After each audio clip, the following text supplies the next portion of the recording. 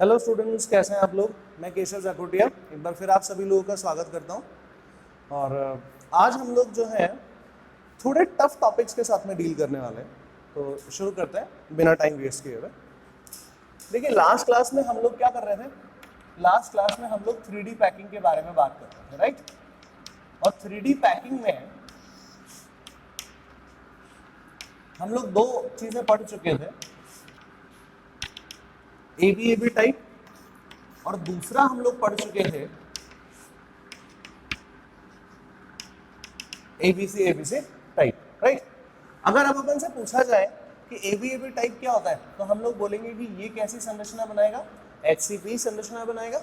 और यहाँ पे अगर अपन से पूछा जाए तो ये कैसी संरचना बनाएगा, सीसीपी, जिसे अपन लोग और दूसरे लैंग्वेज में क्या बोलते थे, एफसीसीपी बोलते थे, राइट। लास्ट टाइम पे हम लोगों ने टॉपिक खत्म किया था, वहां से क्या क्या क्वेश्चंस या इंपॉर्टेंट पॉइंट्स क्या हैं जो अपन को याद रखना है। क्योंकि ये बात तो एक चीज अपना पक्के से समझ लो आप लोग, कि ढंग से समझो कि अपन लोगों से वो कोई इतना सारा डायग्राम बनाने को नहीं आएगा, वो तो अपन ने समझने के लिए किया है। तो वहां से क्या क्या चीजें निकल सकती हैं वो देखो। सबसे पहली चीज हम लोग यहाँ पे बना लेते हैं, इधर लिख लेते हैं एचसीपी और इधर लिख लेते हैं सीसी, ठीक है। देखिए, सबसे पहली चीज तो यही देखो कि अपन से क्या पूछा जाएगा। सबसे पहले तो ये एबी टाइप का और ये एबीसी टाइप का है ना। कभी कभी स्कूल लेवल पे अगर अपन देखें या बोर्ड लेवल पे देखें तो इस तरीके का इनके बीच में डिफरेंशिएशन का क्वेश्चन आ जाता है, तो अपन लोग ये कर सकते हैं, है ना। यहाँ तक की बात अपन को समझ में आई है। दूसरा काम करते हैं, या दूसरा इसका जो पॉइंट होगा वो ये देखते हैं कि यहाँ पर जो है इफेक्टिव नंबर ऑफ एटम्स कितने हैं। तो यहाँ पर इफेक्टिव नंबर ऑफ एटम्स जो है वो है 6। लास्ट क्लास में अपन लोगों ने डिराइव भी करके देखा था कि कैसे 6 आ रहे थे, राइट। और यहाँ पे सीसीपी को एफसीसीपी बोलते हैं, तो यहाँ पर जो जेड इफेक्टिव होगा वो होगा हमारा 4। अब देखो, लास्ट क्लास में अपन लोगों ने एक ट्रिक भी सीखी थी कि जेड इफेक्टिव जितने होते हैं उतने के उतने ही ऑक्टाहेड्रल वॉइड्स होते हैं, और उसका डबल करने पर हमारे पास में क्या मिल जाता है, टेट्राहेड्रल वॉइड्स हमारे को मिल जाते हैं। तो ठीक वैसे ही फिर यहाँ पर भी ऑक्टाहेड्रल वॉइड्स होने चाहिए 4 और टेट्राहेड्रल वॉइड्स आने चाहिए 8, राइट। अगले पॉइंट को देखें कि यहाँ पर पैकिंग एफिशिएंसी कितनी होती है ना। इसको आप लोग पैकिंग एफिशिएंसी भी बोल सकते हो। देखो, पैकिंग एफिशिएंसी है 3D के अंदर में हाईएस्ट कितनी हो सकती है, 74% ही हो सकती है। ये मैंने आपको उस समय बता दिया था, है ना। तो यहाँ पर 74% ही होगी, वो जो कि हाईएस्ट होगी। तो यहाँ पर भी 74% होगी और यहाँ पर भी 74% ही पैकिंग एफिशिएंसी होगी, राइट। ठीक है, इसके बाद अगले पॉइंट पे आ जाते हैं। अगला पॉइंट है यहाँ पर और क्या क्या सेम होने वाला है। यहाँ पर भी कोऑर्डिनेशन नंबर रहने वाला है 12 और यहाँ पर भी कोऑर्डिनेशन नंबर रहने वाला है 12। ये चीज आप लोग सीखो, या ये चीज आप लोग देखो किस तरह से होना चाहिए। अब आप लोगों को बोले चलो सर, हमने एचसीसी में तो सीखा है कि कोऑर्डिनेशन नंबर 12 होना चाहिए, राइट। एचसीपी में तो सीखा ही नहीं है कि 12 कैसे होना चाहिए, है ना। तो मैं आप लोगों को एक एटम के करस्पॉन्डिंग ये चीज सिखा देता हूँ कि किस तरह से अपन को पता चलेगा कि यहाँ पर इसका कोऑर्डिनेशन नंबर क्या होना चाहिए, 12 होना चाहिए। एक बार ये देख लेते हैं इसको किस तरह से करना है, ठीक है। चलो,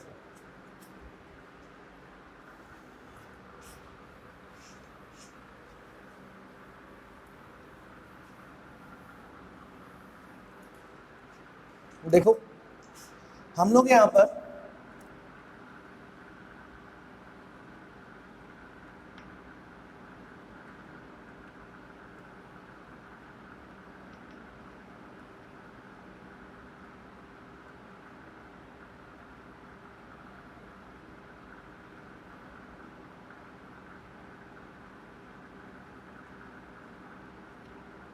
ये जो है लेयर हो गया एक। अब अपन को सिर्फ सीखना है, यहाँ पर जबरदस्ती आगे पीछे भागना नहीं है। किस तरह से होगा वो एक बार आप लोग देख लो, ठीक है। एबी टाइप यहाँ पे इसका अरेंजमेंट है। तो आप देखो कि मैं यहाँ पे इस एटम की बात कर लेता हूँ। इस एटम के कांटेक्ट में कितने एटम्स हो रहे होंगे, राइट। ये चीज अब अपन देखें तो आप देखो, आप इससे शुरू करो, यहां से देखो। तो यहां पर जो एटम ये बी है ना, इसके इधर भी ए है, इसके इधर भी है। तो ए तो ये हो गया, ठीक है। अब यहां पे क्या होगा,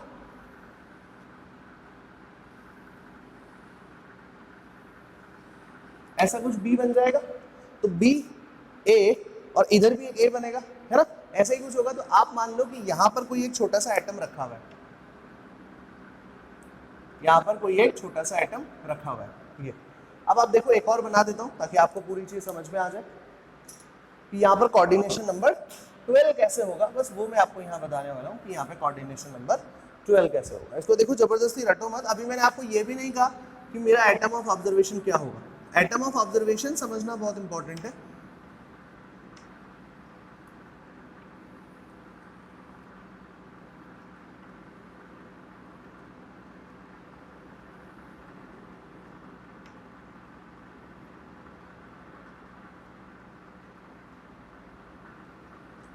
ये देखो ये हमने फिर से बना लिया। अब मेरा एटम ऑफ ऑब्जर्वेशन जो है वो है ये मेरा एटम ऑफ ऑब्जर्वेशन।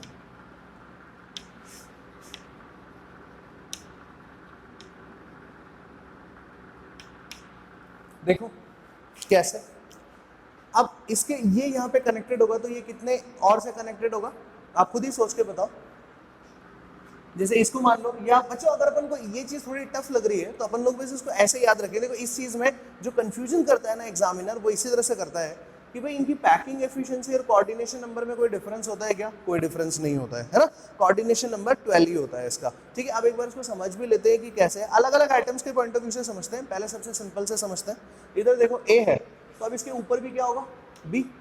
भाई ए बी, तो अब इधर से देखोगे ए बी ऐसे ही तो चलने वाला है ना। ठीक है, तो अब इधर देखो 12 कैसे होगा, इससे समझ लो, ये बहुत आसान है। इसको मान लो अपना एटम ऑफ ऑब्जर्वेशन, छोड़ो इसको मान लो। चलो ठीक है, अब इधर देखो, इधर कितने एटम से घिरा हुआ है? ये 6 एटम से घिरा हुआ है। ठीक है, ये 3 आके इसके साथ में नीचे से जुड़ेंगे तो 3 और हो जाएंगे, 1 2 3, 6 और 3 कितने हो गए? 9।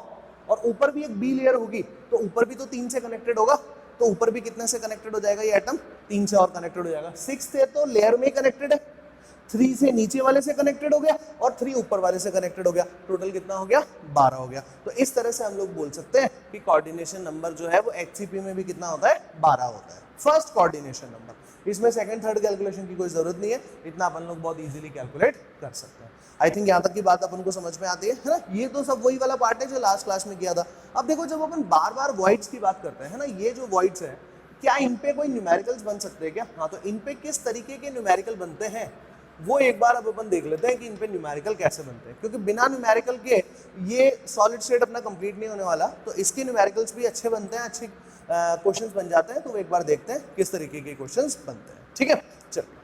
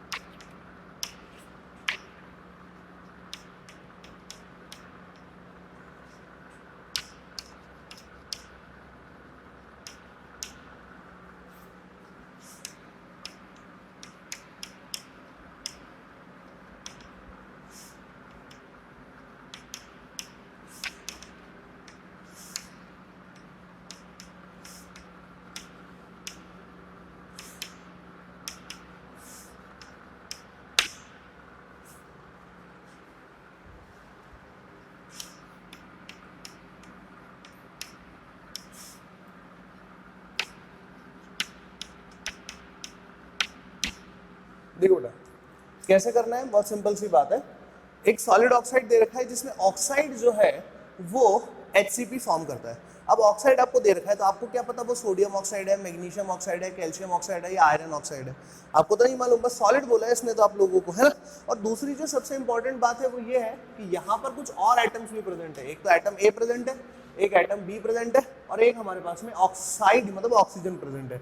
3 चीजें प्रेजेंट है। तो आपको देखो यहाँ पर क्या क्या इंफॉर्मेशन गिवन है, ए बी, ऐसा मैं रेशियो के फॉर्म में लिख रहा हूँ ताकि अपने लिए थोड़ी अंडरस्टैंडिंग आसान हो जाए, है ना। ए कहाँ पे प्रेजेंट है? ए सारे के सारे टेट्राहेड्रल वॉइड्स पे प्रेजेंट है। बी कहाँ पे प्रेजेंट है, ऑक्टाहेड्रल वॉइड्स पे प्रेजेंट है। और सी जो है मतलब सी की जगह अगर अपन लोग यहाँ पे लिखते हैं ऑक्सीजन, क्योंकि हमारे को लास्ट पार्ट तो यही है ना, ऑक्साइड मतलब अब अपन को क्या पता है इस ऑक्साइड के ऊपर -1 चार्ज आएगा, -2 चार्ज आएगा। आप बोलोगे कि सर ऑक्सीजन पे -2 चार्ज आता है, आने दो -2 चार्ज, लेकिन याद रखो अगर इसमें -2 चार्ज आएगा तो डेफिनेटली इनके ऊपर भी तो कोई ना कोई चार्ज आएगा। लेकिन अपन को क्या बनाना है, फॉर्मूला बनाना है, और फॉर्मूला बनाने के लिए अपन को इनके करस्पॉन्डिंग नंबर्स चाहिए होते हैं, इनकी पावर से अपन को कोई लेना देना नहीं होता है। तो आप चाहो तो ऐसा लिख लो, या फिर आप चाहो तो इसके सिंपल क्या लिख सकते हो, ऑक्सीजन भी लिख सकते हो, क्योंकि ऊपर की पावर से। अब मुझे क्या मालूम यहाँ पर +m पावर होगी +n पावर होगी, मुझे क्या मालूम यहाँ पर कितनी होगी, तो इसलिए मैंने +m+n करके लिख दिया। लेकिन इन पावर से कोई फॉर्मूला नहीं बनता है। क्लास 10th वाली स्टोरी नहीं लगानी है कि भैया मैग्नीशियम के ऊपर कितना चार्ज था, 2 चार्ज था, क्लोरीन के ऊपर कितना चार्ज था, 1 चार्ज था। तो ऐसा क्रॉस मल्टीप्लाई नहीं होता है यहाँ पर, ये बात आप लोग ध्यान रखना, ये क्रॉस मल्टीप्लाई वाला सीन नहीं है। तो मतलब इनकी पावर से हमें कोई मतलब नहीं है, इनके ऊपर जो भी पावर्स रहे ठीक है, हमें कोई मतलब नहीं है, ठीक है। अब आपको क्या बोला जा रहा है कि यहाँ पे ये क्या बना रहा है, HCP लेटेस्ट बना रहा है। अभी अभी पढ़ा है अपन लोगों ने HCP लेटेस्ट को, ठीक है। अब एक बात बताओ, ये ऑक्टाहेड्रल वॉइड्स, टेट्राहेड्रल वॉइड्स ये आते कहाँ से, कैसे पता चलता है? तो आप देखो कि भाई ये कैसे पता चलता है। तो अपन को पता है कि HCP के लिए Z इफेक्टिव कितना होता है, 6 होता है, राइट।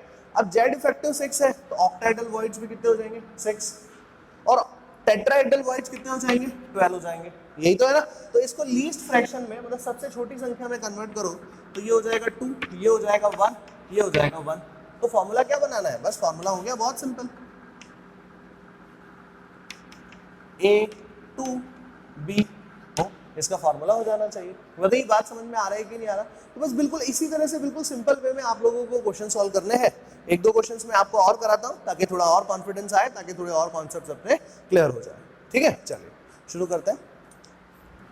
देखो बेटा, क्वेश्चन जो है अपने सामने यहाँ पर लिखा हुआ है कि कोई सॉलिड ऑक्साइड है जिसमें ऑक्साइड क्या करता है, CCP लेटिस बनाता है, ठीक है। A कितने % टेट्राहेड्रल वॉइड्स पर है और B कितने % ऑक्टाहेड्रल वॉइड्स पे, ये आप लोग को डिटेल इन्फॉर्मेशन गिवन है। अब अपन को ये देखना है कि इसको सॉल्व कैसे करना है ना। तो देखिए बहुत आसान है, वही तरीका, यहाँ पे लिख दीजिए A, यहाँ पे लिख दीजिए B और इधर लिख दीजिए O। अब मैं पावर्स के बारे में बात नहीं कर रहा हूँ, वो मैं ऑलरेडी डिस्कस कर चुका हूँ। ये CCP लेटिस है, ये आपको ऑलरेडी गिवन है।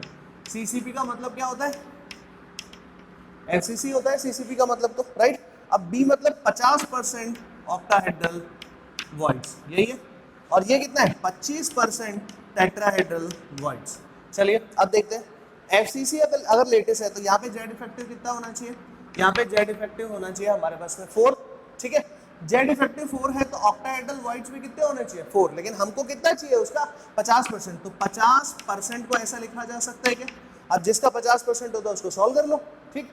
अब Z इफेक्टिव 4 होता है तो टेट्राहेड्रल वॉइड्स कितने होने चाहिए, 8 होने चाहिए, लेकिन हमको पूरे 8 नहीं चाहिए, हमको कितने चाहिए, हमको उसका 25% ही चाहिए। तो 25/100 इंटू में 8। देखिए पहले तो ये बताइए ये बात अपन को समझ में आती है कि नहीं आती है, राइट। अब अपन इसको सिंप्लीफाइड वे में सॉल्व कर ले। यहाँ पे तो है, देखो यहाँ पे कितना आ रहा है 4, यहाँ पे कितना आ रहा है 2, यहाँ पे कितना आ रहा है, यहाँ पे भी आ गया 2, यही आ रहा है 2 2 4, तो यहाँ पे हो जाएगा 1 1 और 2। तो फॉर्मूला क्या बन जाएगा, ABO2, ये इसका फॉर्मूला बन जाएगा। देखो बच्चों समझ में आ रहा है क्या, A के साथ में तो 1 ही है, B के साथ में 1 है और O के साथ में 2 है, तो इसका मतलब यहाँ पे फॉर्मूला बन गया ABO2, राइट। ठीक है अगला क्वेश्चन करते हैं। देखो अगला क्वेश्चन कैसे आएगा, अगला क्वेश्चन देखो, अगला क्वेश्चन भी सेम ही है। ऑक्साइड जो है वो किस में है, HCP लेटेस्ट के फॉर्म में है। A जो है 25% टेट्राहेड्रल और 75% ऑक्टाहेड्रल, और यहां पर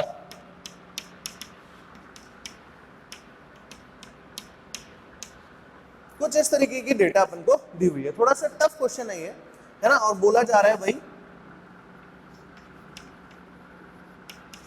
find the formula of oxide, है ना। कोई सॉलिड ऑक्साइड है बच्चों, वापस से भाई कोई सॉलिड ऑक्साइड है जिसमें ऑक्साइड कौन सा लेटेस्ट बना रहा है, HCP लेटेस्ट बना रहा है। ए कहाँ पे प्रेजेंट है? 25% टेट्राहेड्रल पे और 75% ऑक्टाहेड्रल पे, और बी कहाँ पे प्रेजेंट है? 75% टेट्राहेड्रल पे और 25% ऑक्टाहेड्रल पे यहाँ पे अवेलेबल है, राइट। तो अब अपन को ये जानना है कि इसका फॉर्मूला क्या होगा। तो देखिए बहुत आसान सा काम है, तो बहुत ज्यादा टफ नहीं है ये, अगर अपन को कॉन्सेप्ट अब आ गया है तो। देखो ए बी और ओ, अब आप सब जानते हो कि ओ तो जो है वो HCP लेटिस बना रहा है, तो HCP लेटिस अगर बन रहा है तो इसका मतलब हो गया कि यहाँ पर जेड इफेक्टिव कितना हो जाना चाहिए? 6 हो जाना चाहिए, यही तो हुआ ना इसका मतलब, ठीक है। अब ए कहाँ पे है? तो आप देखो ए जो है वो 25% टेट्राहेड्रल वॉइड्स है प्लस 75% जो है वो ऑक्टाहेड्रल वॉइड्स है, यही तो मतलब है ना। देखो जो क्वेश्चन में लिखा है मैं अभी वही डेटा लिख रहा हूँ ताकि अपन को एक बार सॉल्व करने में थोड़ी आसानी हो जाए। और बी में आपको क्या बोला जा रहा है? बी में आपको बोला जा रहा है कि 75% टेट्राहेड्रल वॉइड्स है और 25% जो है वो ऑक्टाहेड्रल वॉइड्स है। बताइए ये बात अपन को जो क्वेश्चन में गिवन है वही तो है ना, अभी तक तो बस वही डेटा लिखा है। अब अपन इसको इससे रिलेट कर ले कि जेड इफेक्टिव हमारे पास में कितना है? जेड इफेक्टिव हमारे पास में है 6।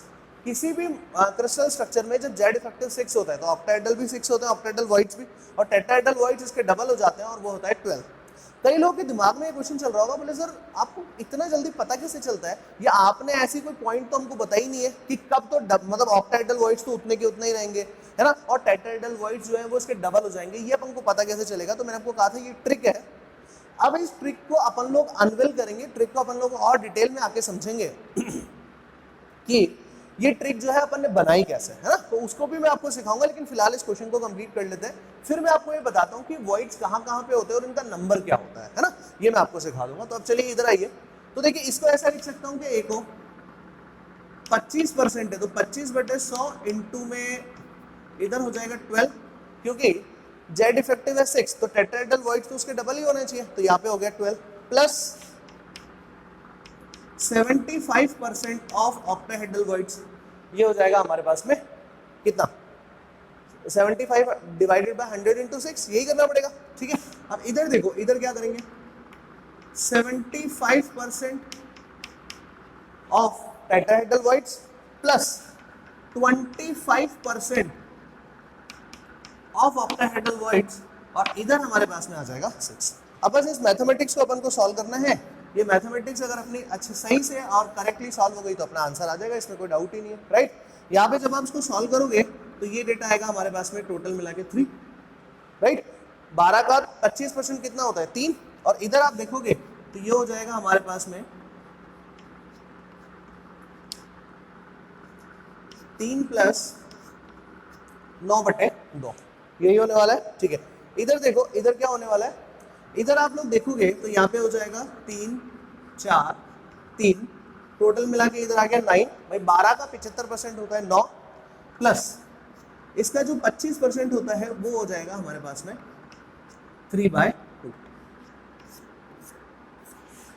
कुछ इस तरीके का डेटा यहाँ पर डेवलप होगा, राइट। इस मैथमेटिक्स को आप लोग एक बार ढंग से पहले समझ लो, क्योंकि जब तक आपको खुद को कॉन्फिडेंस नहीं आएगा आप ये मैथमेटिक्स आगे नहीं लिख पाओगे। मतलब ये वाला स्टेप लिख पाना ही, इससे इस वाले स्टेप पे आना ही सबसे इंपॉर्टेंट है, आगे तो सिर्फ मैथमेटिक्स वाला काम है ना। तो अब देखो एक बार ये कैसे अपन लोग इसको सॉल्व करते हैं, ये एक बार देख लेते हैं।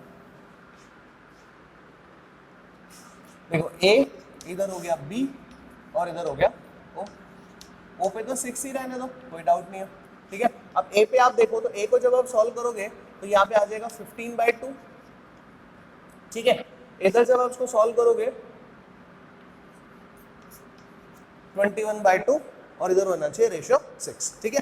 अपन इस पूरे इक्वेशन को 2 से मल्टीप्लाई करते हैं ताकि अपना क्या हो जाए, ये थोड़ा सिंप्लीफाइड फॉर्म में आ जाए। यहाँ पे हो गया 15, यहाँ पे हो जाएगा 21 और यहाँ पे हो जाएगा हमारा 12, राइट। अब देखो सब 3 के टेबल से सॉल्व हो सकते हैं, तो 3 के टेबल से अगर सॉल्व हो रहे तो यहाँ पे आ जाएगा 5, 3 5 15, 3 7 21 और 3 4 12, यही आना चाहिए। तो फॉर्मूला क्या बन गया? अब इससे ज्यादा छोटा तो बन भी नहीं सकता, A5 B7 O4, ये इसका फॉर्मूला बन जाएगा। देखो बेटा, कंफ्यूज करने के लिए आप लोगों को ऐसी अलग अलग कंडीशंस दे देगा कि ये यहाँ पे प्रेजेंट है, ये यहाँ पे प्रेजेंट है, ऐसे अलग अलग कंडीशंस आपको देगा ये, लेकिन इससे कोई फायदा नहीं है, आपको घबराना नहीं है। आपको तो बेसिक कॉन्सेप्ट पे दिमाग लगाना है। जितने इफेक्टिव नंबर ऑफ एटम्स होते हैं उतने के उतने ही तो ऑक्टाहेड्रल वॉइड्स होते हैं, अष्टफलकीय रिक्तियां होती है। और उसका जो डबल कर दे तो वो हमारे पास में क्या आ जाएगा, टेट्राहेड्रल वॉइड्स का नंबर आ जाएगा। ये अपन को पता होना चाहिए। तो आई थिंक यहाँ तक की बात तो अपन को क्लियर हो गई कि किस तरह से कंप्लीट करना है ये क्वेश्चंस, है ना। यहाँ तक अगर अपना पार्ट क्लियर है तो अब मैं आपको आज बताता हूँ कि ये जो मैं आपको बोल रहा हूँ कि जितने इफेक्टिव नंबर ऑफ एटम्स होते हैं उतने ही ऑक्टाहेड्रल वॉइड्स होते हैं और उसके डबल टेट्राहेड्रल वॉइड्स होते हैं। ये कैसे आया ये मैं आपको सिखाता हूँ यहाँ पर। तो चलिए अब क्वेश्चन अब अपन इस पॉइंट को डिस्कस करते हैं।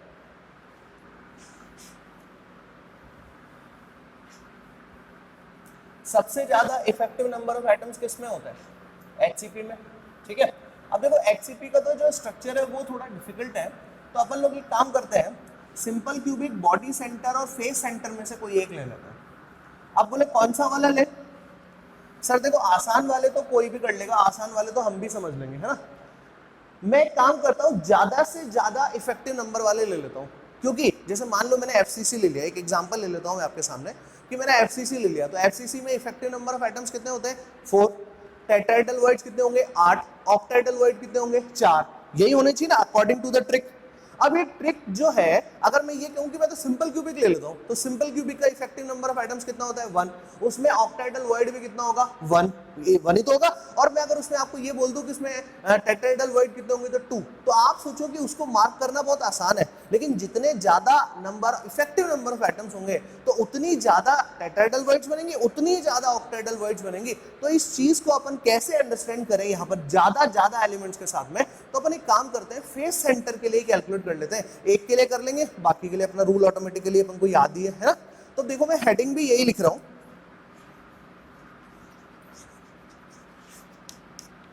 Location of tetrahedral voids and octahedral voids in FCC latest. चलो कुछ पुरानी चीजें याद करते हैं बच्चों। एफसीसी लेटेस्ट का क्या मतलब होता है, एफसीसी लेटेस्ट का मतलब होता है, अगर अपन इसके फुल फॉर्म की बात करें तो फेस सेंटर्ड क्यूबिक लेटिस, यही अपन बोलते हैं। तो मतलब एक क्यूब अपन को बनाना पड़ेगा, है ना। ये अपन ने यहाँ पर क्यूब का जनरेशन कर लिया, ठीक। अच्छा, अब आपको बोला जा रहा है कि भाई एफसीसी बनाओ, तो आप सब जानते हो यहाँ पर एफसीसी का मतलब होता है कि कॉर्नर्स पे तो एटम्स रहेंगे ही रहेंगे। तो 8 एटम ये हो गए कॉर्नर पर, है ना, 8 एटम हो गए यहाँ पर, ठीक है। और कहाँ पे होने चाहिए, और हर फेस के सेंटर पे होना चाहिए, ठीक है। तो फेस के सेंटर वालों को मैं अलग नहीं बना रहा हूँ, मैं केवल ऐसा आइडेंटिफाई करने के लिए कि ये फेस के सेंटर पे है, वो मैं इसलिए यहाँ पर ऐसे थोड़े सॉलिड फॉर्म में यहाँ पर इसको बना रहा हूँ, ठीक है। ये यहाँ पर ये, ठीक है, इसको ऐसा बना लो,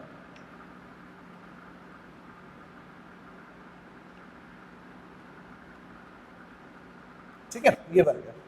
अब देखो इस चीज को समझो कि भाई ये तो होता है फेस सेंटर, अब हमको इसमें टेट्राहेड्रल वॉइड्स और ऑक्टाहेड्रल वॉइड्स बनाने, तो पहले मैं आप लोगों की प्रॉब्लम सॉल्व कर देता हूँ, ट्रिक से इसका आंसर लिख देता हूँ और फिर मैं इसको डिराइव भी कर देता हूँ, आपको बता देता हूँ कि क्या है। भाई इसके लिए जेड इफेक्टिव कितना होना चाहिए बच्चों, 4 होना चाहिए। टेट्राहेड्रल वॉइड्स कितने होने चाहिए, 8 होने चाहिए, ठीक है। ऑक्टाहेड्रल वॉइड्स कितने होने चाहिए, 4 होने चाहिए। यही तो बात है ना। अब ये आया कहाँ से, ये डेटा इसके अंदर में कहाँ है, ये हमको वॉइड्स कहाँ है। जैसे मान लो क्वेश्चन ही पूछ लिया एग्जामिनर ने, है ना। अब आजकल चीजें जो है अंदर थोड़ा डिटेल में जाके क्वेश्चंस पूछे जाते हैं, तो अब ऐसा पूछ लिया जाए कि बताइए लोकेशन क्या है। मैंने इसीलिए एक पॉइंट एडिशनली ऐड कर दिया कि मैं लोकेशन भी बताऊंगा, नंबर तो आपको समझाऊंगा ही समझाऊंगा कि ये आए कहाँ से, और साथ साथ में मैं ये भी बताऊंगा आप लोगों को कि ये होते कहाँ पर है। जैसे आपसे पूछ लिया जाए कि क्रिस्टल लेटिस के सरफेस पर, ये मान लो यूनिट सेल है, तो इसके सरफेस पर कौन से वॉइड्स होते हैं, ऑक्टाहेड्रल वॉइड होते हैं कि टेट्राहेड्रल। अभी तो तुम्हारे हिसाब से बोले सर पता नहीं है कौन से होते हैं, क्योंकि बस हमें तो नंबर की कैलकुलेशन आती है, थ्योरेटिकली हमें पता नहीं है। तो अपन क्या करते हैं, इसको डिस्कस करते हैं कि कैसे ये यहाँ पर कंप्लीट होता है ना। अब एक देखो, एक चीज समझो, पहले टेट्राहेड्रल वॉइड्स की बात कर लेते हैं, फिर उसके बाद में ऑक्टाहेड्रल वॉइड की बात करेंगे। टेट्राहेड्रल वॉइड कैसे बनता है वो एक बार देखो। टेट्राहेड्रल वॉइड बनता है कि जब एक कॉर्नर और 3 फेस के सेंटर के एटम्स को कंबाइन करेंगे तो हमारे पास में यहाँ पर क्या बन जाएगा, एक टेट्राहेड्रल वॉइड बन जाएगा। अब एक बार देखा जाए इसका मतलब क्या है। इसका मतलब ये है, देखो डायग्राम बना रहा हूं इधर, ढंग से समझना, बहुत इजी सा पार्ट है। अगर ये चीज अपन को समझ में आ गई तो मानिए कि अपनी आधी से ज्यादा प्रॉब्लम खत्म हो गई।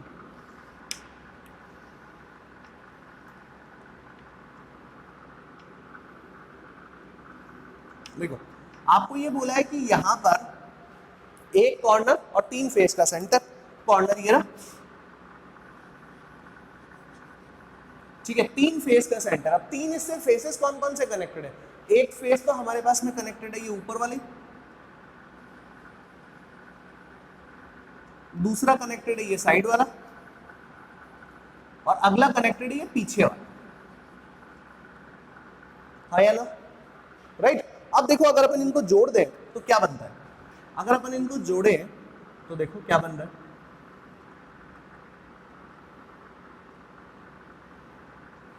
कुछ ऐसा बन रहा है। अब आपको लग रहा है बोले सर ये क्या चीज है, ये तो अभी अब हमको समझ में ही नहीं आ रहा, ठीक है। अब इसको आप ऐसा देखो, शायद अभी आपको समझ में आएगा, नहीं? चलो मैं इसको अलग से निकाल के बता देता हूं।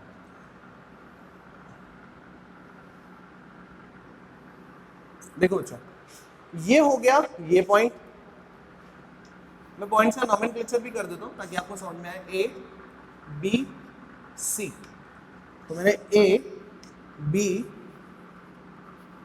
और इधर सी, यही मैंने अभी मार्क किया है, ठीक है। ए बी और सी, बस सिर्फ मैंने यही मार्क किया। आप इसको ढंग से देखो एक बार पहले, राइट। अब मुझे ये जो डी पॉइंट है ये मार्क करना है। अब आप मुझे बताओ, ए बी और सी को जब आपने ज्वाइन कर लिया तो आपके पास में कुछ ऐसा ट्राइगोनल लेयर जैसा बन गया होगा, है ना। जो लेयर मैं आपको इसमें हाईलाइट भी करके बताता हूँ कि वो लेयर इसमें है कौन सी, है ना, वो मैं इसमें हाईलाइट करता हूँ ताकि आपको समझ में आए ये चीज, और तभी अपन आगे बात कर पाएंगे कि ये एक्चुअल में वॉइड बनेगा कहाँ, है ना, लोकेशन कहाँ होंगे। ये लोकेशन समझ में आना बहुत इंपॉर्टेंट है। ये देखो ये ऐसी एक लेयर बन गई, राइट। अब देखो आपको क्या बोला है, ये इसको ऐसा एक और इससे ज्वाइन कर लो ताकि आपको समझ में आए। ये जो डी पॉइंट है इस लेयर के ऊपर की तरफ ही हुआ ना, अब तो डी पॉइंट इस लेयर के ऊपर की तरफ हुआ, मतलब मैंने कहा जी ये डी पॉइंट को मैं यहां मार्क कर लेता हूं, ये लो, ठीक। अब इनको ज्वाइन करा देते हैं, तो देखो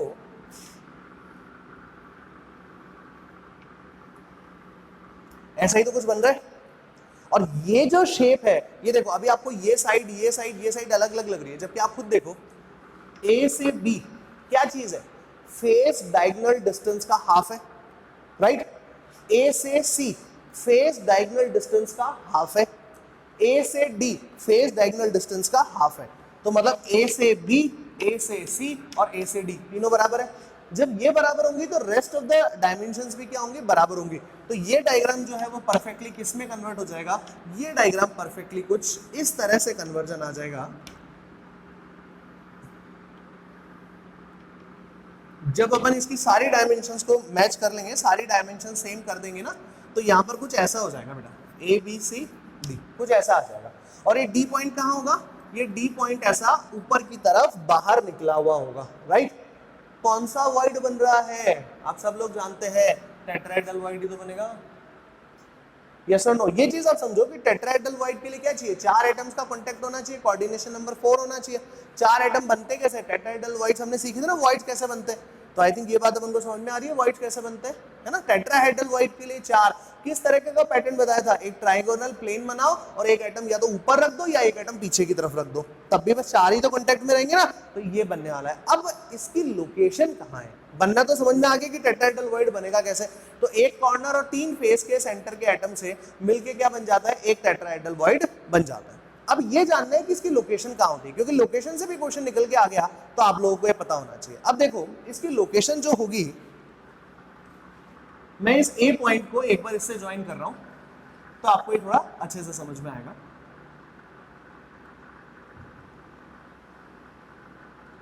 देखो बच्चों, इसका मतलब ये हुआ कि हम ए पॉइंट से शुरू तो कर रहे हैं और यहां किसी दूसरे पॉइंट पे जा रहे हैं, यही मतलब हुआ ना, यहां किसी बाहर वाले पॉइंट पे जा रहे हैं। तो अब आप देखो कि जब इसे अपन किसी बाहर वाले पॉइंट पे जाएंगे तो जो वॉइड होगा वो इस बॉडी डायग्राम, आप ढंग से देखोगे तो ये क्या चीज है, इस पॉइंट को ई नोमेनक्लेचर कर लो तो ये ए ई क्या चीज है, ए ई जो है वो बॉडी डायगोनल है। तो इसका मतलब ये हमारा जो टेट्राहेड्रल वॉइड है वो कहां पे बनेगा, बॉडी डायगोनल पे बनेगा। ये हो गया हमारा बॉडी डायगोनल। प्लीज इस बात को आप लोग समझ लीजिए, ये बॉडी डायगोनल पे ही क्या बनता है हमारा, बॉडी डायगोनल पे ही हमारा टेट्राहेड्रल वॉइड बनता है। तो इसकी लोकेशन कहां होती है ना, अब देखो इसकी लोकेशन होती है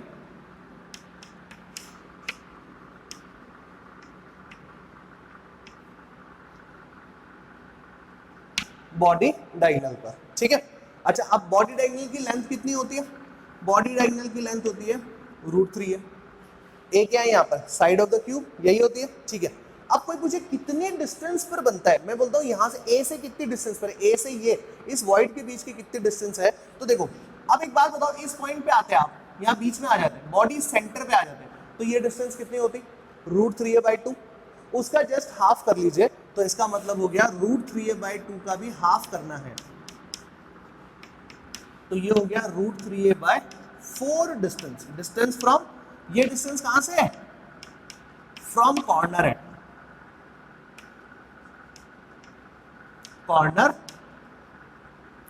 बताइए ये बात हमको समझ में आ गई क्या, लोकेशन बॉडी डायगोनल पे, कॉर्नर से कितने डिस्टेंस पे, √3a/4 डिस्टेंस पर आता है। तो अब आपसे कोई वैल्यू पूछ ले, लोकेशन पूछ ले, नंबर पूछ ले, नंबर पे भी डिस्कस करता हूँ कि भाई 8 कैसे हुई, यहाँ तो अभी तक तो एक ही बनना है ना, मुझे तो 8 बना के बताना है, तो 8 कैसे बनेंगे। तो अब आप देखो, जैसे अपन लोगों ने यहाँ पर एक लेयर बनाई है ऐसी, ठीक है, मतलब एक यहाँ पे टेट्राहेड्रल वॉइड बनाया है, ठीक वैसे यहाँ पर भी तो बन सकता है।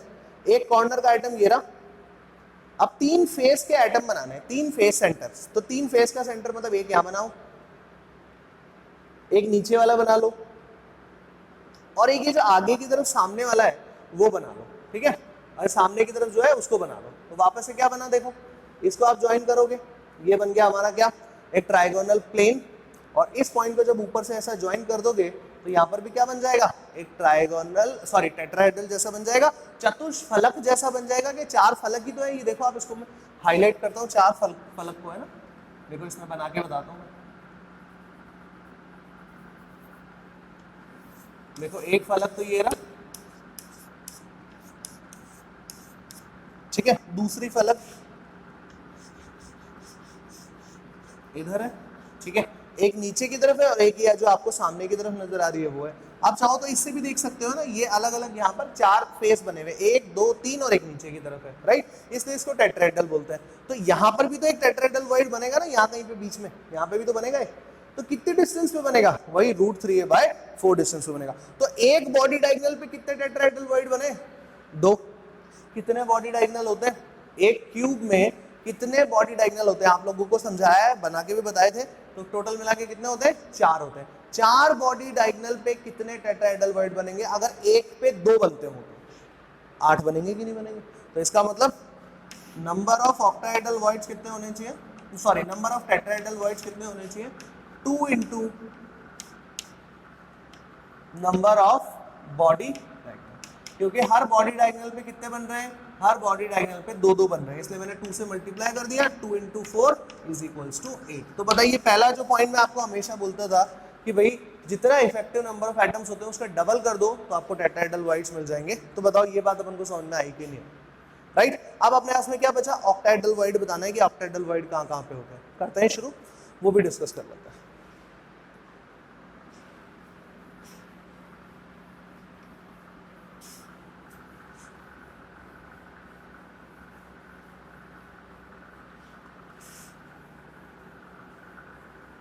अच्छा, अगर कोई आपसे पूछे बच्चों कि क्या टेट्राहेड्रल वॉइड सरफेस पे होता है क्या, मतलब ऊपर की तरफ होता है क्या, तो आप लोग क्या बोलोगे। देखो यहां से यहां तक आपने ज्वाइन कर लिया अंदर, यही तो ना।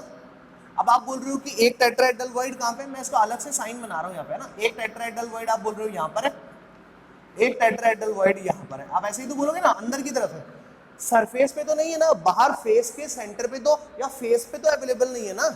तो इसका मतलब टेट्राहेड्रल वॉइड, सारे के सारे टेट्राहेड्रल वॉइड, 8 के 8 टेट्राहेड्रल वॉइड कहां होंगे, क्यूबिक सेल के, यूनिट सेल के अंदर की तरफ होंगे, कभी भी सरफेस पे नहीं होंगे, है ना। तो ऐसा क्वेश्चन आ जाए कौन से वॉइड्स, कौन सी रिक्तियां सरफेस पे अवेलेबल होती है, तो आपको पता है कि टेट्राहेड्रल वॉइड्स तो कभी भी सरफेस पे नहीं हो सकते। ये बात तो अपन को समझ में आई गई है ना।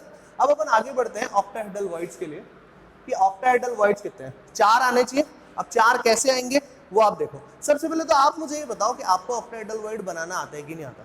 मैंने आप लोगों को कुछ केसेस बताए थे कि ऑक्टाहेड्रल वॉइड्स कैसे बनते हैं, 2 केस सिखाए थे मैंने आप लोगों को, है ना। रेडियस रेशियो भी सिखाया था, साथ साथ में ये भी बताया था कि ये बनते कैसे हैं। ऑक्टाहेड्रल वॉइड्स में कोऑर्डिनेशन नंबर कितना होना चाहिए, 6 होना चाहिए, मतलब 6 एटम जो होने चाहिए वो पास पास होने चाहिए। और 6 एटम पास पास होने का क्या तरीका सिखाया था, पहला तरीका तो सिखाया था कुछ ऐसा, देखो जरा,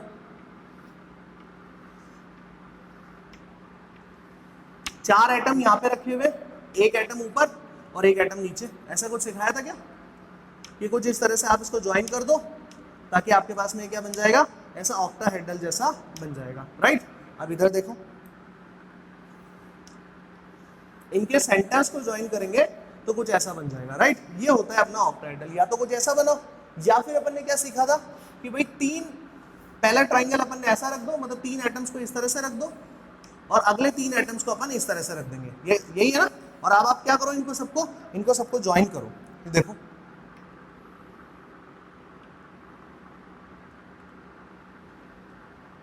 ठीक है, हर कॉर्नर को ज्वाइन कर दो।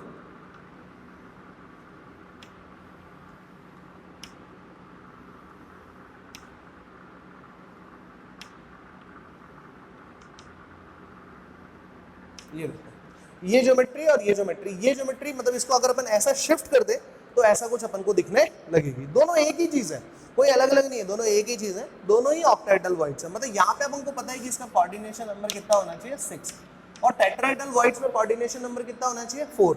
तो देखो इसमें 4 ही तो एटम थे, एक कॉर्नर वाला और 3 फेस के सेंटर वाला, यही तो अपन लोगों ने पढ़ा है। तो अब देखो, अब अपन इसको आगे बढ़ाते हैं, ऑक्टाहेड्रल वॉइड्स बनते कैसे हैं इनके बारे में अपन लोग अब बात कर लेते हैं। तो मैं आपको बताता हूँ कि ऑक्टाहेड्रल वॉइड्स ना 2 लोकेशंस पे बनते हैं। पहले लोकेशन बता देता हूं।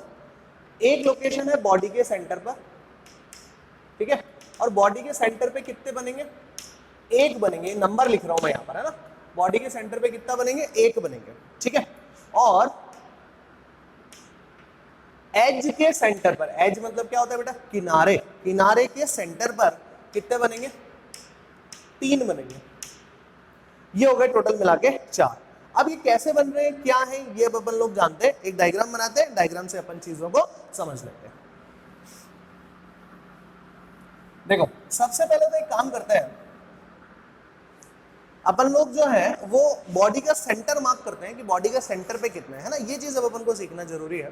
तो आप देखो एक बार,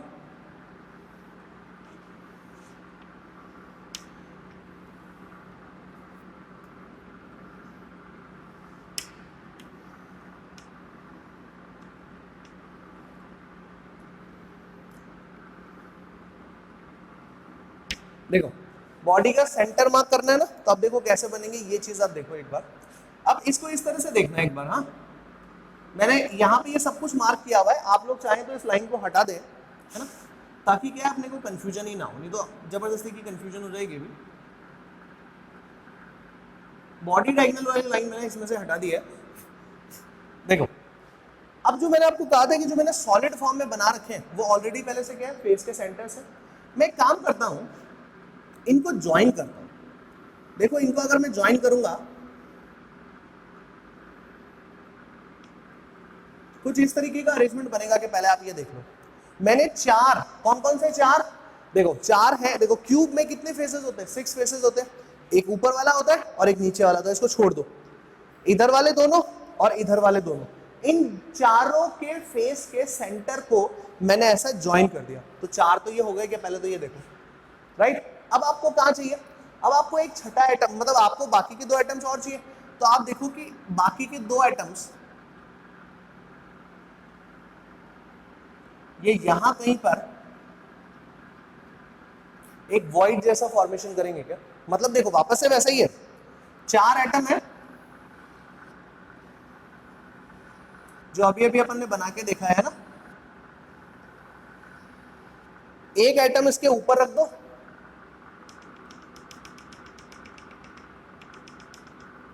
और एक एटम इसके पीछे की तरफ रख दो, राइट। यही तो सीखा अभी अपन लोगों ने, देखो ना, यही तो बनाया था। 4 एटम के सेंटर्स को ज्वाइन करो, एक को ऊपर रखो और एक को नीचे रखो, बनाया तो था ही अभी, यही सेम चीज। तो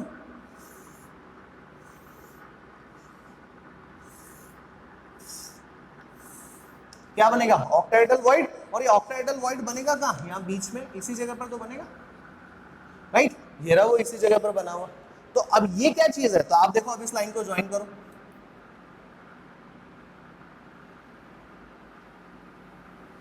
बॉडी का सेंटर है ना ये चीज देखो। तो इसका मतलब बॉडी के सेंटर पे एक बनने वाला है, ये तो समझ में आ गया ना आप लोगों को कि बॉडी के सेंटर पे क्या बनता है, ऑक्टाहेड्रल वॉइड बनता है। पक्का? ठीक है, अब अगला बात करते हैं कि हम भाई एज के सेंटर पे बात कर लेते हैं। तो एज के सेंटर पर बात करने का क्या मतलब है वो एक बार मैं आपको समझा देता हूं, कैसे अपन लोग इसको मार्क कर सकते हैं। ठीक है, चलिए ये वाला पार्ट अपन को समझ में आ गया ना, बॉडी के सेंटर वाला। ठीक, अब एज के सेंटर पर, तो एज पे फोकस करना है और किसी पे तो फोकस करना ही नहीं है। तो देखो जरा, अब एक काम करो, इसके साथ में और यूनिट सेल्स भी तो जुड़ी हुई होंगी ना, तो एक बार एक काम करो, उसको और बना दो यहां पर ऐसे।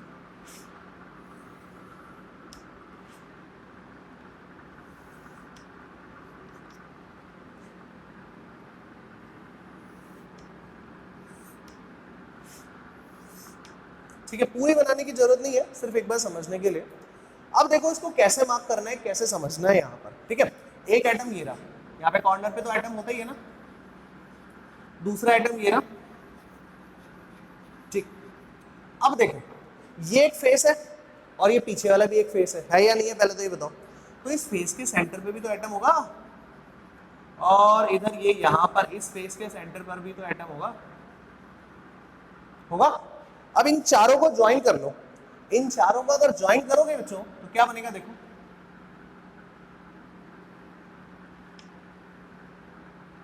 बन गया। मतलब अच्छा, अगर आपको ये डायग्राम से नहीं आ रहा तो मैं काम करता हूं, उसको वो क्यूबिक लेटेस बना देता हूं पूरा, ताकि अपन को समझने में थोड़ी आसानी हो जाए, क्योंकि ये चीज क्लियर होना बहुत इंपॉर्टेंट है।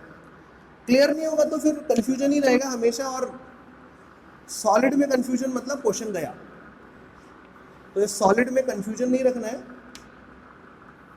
सॉलिड को सॉलिड तरीके से कंप्लीट करना है ना बच्चों।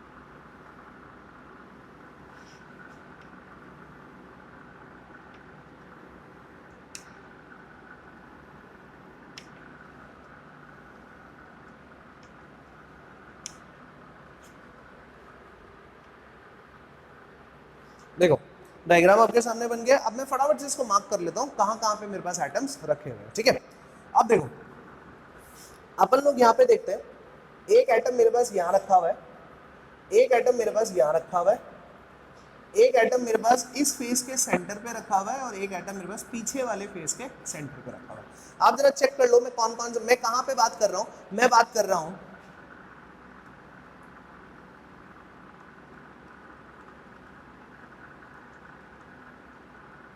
इस जगह। अब ये देखो, मतलब एक क्यूबिक यूनिट सेल तो यही हो गया आगे वाला, ये रहा, और एक इसके पीछे वाले पे।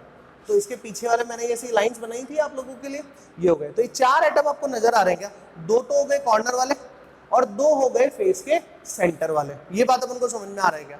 तो देखो अब इनको अगर आप ज्वाइन करोगे तो ये क्या हो जाएंगे, कुछ ऐसा बना लेंगे क्या, हाँ या ना, जैसा अपन ने बनाया। अब लोग बाकी के दो आइटम्स कहां से आएंगे, बाकी के दो आइटम्स कैसे बनेंगे? तो देखो बाकी के दो आइटम्स कहां से आएंगे। अब देखो मैं एक और प्लेन बना रहा हूं आप लोग के सामने, ढंग से देखना आप लोग, इसमें गड़बड़ मत करना।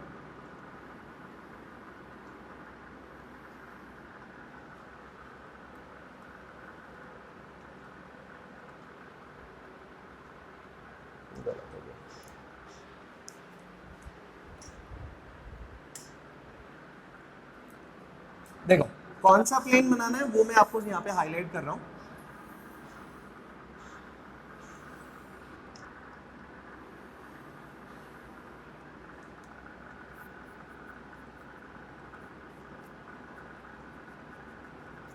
देखो जिसे आपको हाईलाइट करना है वो प्लेन मैंने मार्क कर दिया है।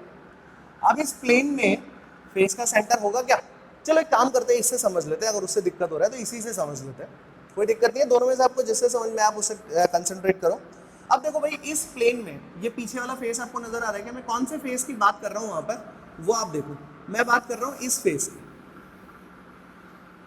जो ये फेस आपने बनाया है जिसमें दो यूनिट सेल्स के फेसेस, एक फेस तो ये है ही, और एक फेस ऐसा ऊपर वाला होगा। इसके फेस के सेंटर पर भी तो एक एटम होगा और इस फेस के सेंटर पर भी एक एटम होगा। इन दोनों को मिलाओ, जब इन दोनों को मिलाते हो तो यहाँ पे क्या बना, एक ऑक्टाहेड्रल वॉइड मिला गया। अब देखो शायद अब आपको ये डायग्राम बहुत अच्छे से समझ में आ रहा होगा, है ना।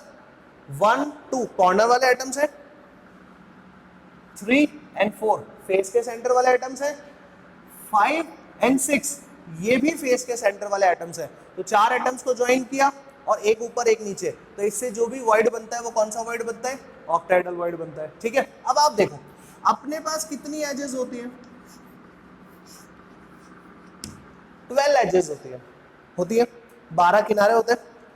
एक किनारे पर रखे, किनारे के केंद्र पर रखे परमाणु का कंट्रीब्यूशन कितना होता है, 1/4। हाँ या ना भाई, आप मान वॉइड में क्या रखते हैं, अभी अपन ने क्वेश्चन भी तो किए, वॉइड में क्या रखते हैं, छोटे परमाणु रखते हैं ना, हाँ या ना। तो छोटे परमाणु रखेंगे तो अब सोचो जैसा एक यहाँ पे रखा हुआ है, इसमें यहाँ पे कॉर्नर पे कोई चीज रखी थी, इसको ऐसा समझ लो, कॉर्नर पे कोई चीज रखी हुई तो क्या पूरी की पूरी इसमें रखी जाएगी क्या, ऑब्वियसली नहीं। कुछ इस यूनिट सेल में होगी, कुछ दूसरे में होगी, कुछ तीसरे में होगी, ऐसे होगी। तो अपन ने सीखा है कि एज के सेंटर पर रखे जाने वाले कोई भी एटम का कंट्रीब्यूशन एक यूनिट सेल में कितना होता है, 1/4। तो 12 एज के सेंटर पे रखे जाने वाले एटम्स का कंट्रीब्यूशन कितना होगा, 12 × 1/4। तो टोटल मिला के इफेक्टिवली कितने एटम्स इसमें रखे जाएंगे, 3। तो 3 एटम्स रखे जाएंगे, तो इसका मतलब 3 ही तो रिक्तियां हुई ना, इफेक्टिवली कितनी हुई, 3 ही रिक्तियां हुई ना। तो 3 रिक्तियों पे 3 एटम्स आ सकते हैं, इसलिए अपन बोलते हैं कि यहाँ पर ये 3 क्या है, 3 ऑक्टाहेड्रल वॉइड्स है। तो एज के सेंटर पे कितनी ऑक्टाहेड्रल वॉइड्स होती है, 3। बॉडी के सेंटर पे कितना होता है, 1। ये बात अपन को समझ में आया या नहीं आया। देखो बेटा ये बहुत इंपॉर्टेंट है, ये बहुत अच्छे से अपन लोगों को क्लियर होना चाहिए, नहीं तो सारी कहानी फिर क्या है, गड़बड़ हो जाएगी, राइट। ठीक है, तो आई होप कि आपको ये लोकेशन नंबर, ठीक है, ये कहां पे होना चाहिए। तो अब देखो आपसे पूछा जाए कि सारी की सारी ऑक्टाहेड्रल वॉइड्स फेस के सारी की सारी ऑक्टाहेड्रल वॉइड सरफेस पे होती है क्या, नहीं, सारी नहीं होती है, 3 ही होती है ना सरफेस में, मतलब टॉप लेवल पे। तो टॉप लेयर पे यहाँ पे होगी, यहाँ पे होगी, यहाँ पे होगी, हर एज के सेंटर पर होगी। लेकिन एक तो बच गई ना, जो कौन सी होती है, जो बॉडी के सेंटर पर होती है, वो तो कभी भी बाहर नहीं आ सकती ना। तो सारे ऑक्टाहेड्रल वॉइड्स जो होते हैं वो सरफेस पर नहीं होते हैं। एक और क्वेश्चन बना सकते हैं, ऐसे कौन से वॉइड्स होते हैं जो सरफेस पे भी होते हैं और अंदर भी होते हैं, ऑक्टाहेड्रल वॉइड्स। ऐसे कौन से वॉइड्स होते हैं जो सरफेस पे बिल्कुल नहीं होते हैं, टेट्राहेड्रल वॉइड। ऐसे कौन से वॉइड्स होते हैं जो सिर्फ और सिर्फ अंदर ही होते हैं, क्रिस्टल सेल के, यूनिट सेल के अंदर ही होते हैं, तो वो हो गए हमारे टेट्राहेड्रल वॉइड्स। कितनी जगह पर होते हैं, क्या क्या डिटेल होती है, कैसे इनका ये पूछना है, ये सब अपन लोग पता कर सकते हैं क्या, राइट। ठीक है, अब कोई लोकेशन पूछता है तो देखो लोकेशन देखो, बॉडी का सेंटर पे, तो बॉडी डायगोनल के बिल्कुल सेंटर पे होंगे, तो इसका मतलब ये क्या है, √3a/2 डिस्टेंस। कहां से ले रहे हैं, कॉर्नर से। अच्छा, एज के सेंटर पे, अब तुम एक बात बताओ, ये यहां से लेकर के यहां तक की साइड डिस्टेंस कितनी होती है, a, तो उससे a/2 डिस्टेंस पर ही तो होंगे। तो तुमको कोई भी लोकेशन पूछ ले, डिस्टेंस पूछ ले, नंबर पूछ ले, इसको कंप्लीट कर पाओगे क्या, राइट। तो देखो बेटा आज का लेक्चर अभी अपन यहीं पे फिनिश करते हैं, और आई थिंक आप लोगों को ये काफी सारी चीज समझ में आए। आज हमने न्यूमेरिकल्स किए हैं, है ना, वॉइड से रिलेटेड कैसे अपन लोग न्यूमेरिकल्स कर सकते हैं। इसी के साथ साथ में हमने डिस्कस किया ऑक्टाहेड्रल टेट्राहेड्रल वॉइड्स जो हैं वो कहाँ पे इनकी लोकेशन क्या होती है ना। सबसे ज्यादा वैसे आपको मैं बता दूं FCC के लिए पूछा जाता है, तो अपन लोगों ने वो कंप्लीट कर लिया है, राइट। ठीक है, तो इस लेक्चर को यहीं फिनिश करते हैं। That's all for this lecture, thank you very much.